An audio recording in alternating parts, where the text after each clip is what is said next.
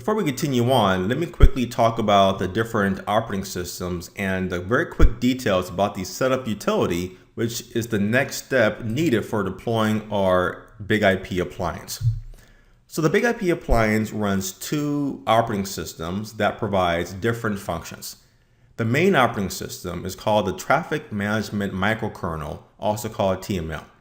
This runs on a Linux kernel and is mainly responsible for processing all client and server traffic that occurs. The other operating system is the always-on management or the switch card control processor. And this is another embedded Linux system. And this operating system is responsible for more of the out-of-band management aspects of the BIG-IP itself.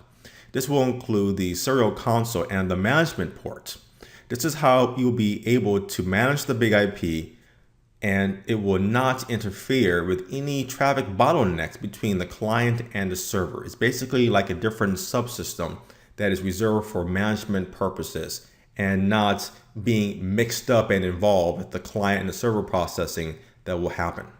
Before the BIG-IP can be set up for server load balancing, you must complete the setup utility, which is what you will see next in the video lab. This will involve installing the license file containing the necessary modules and features that will be used.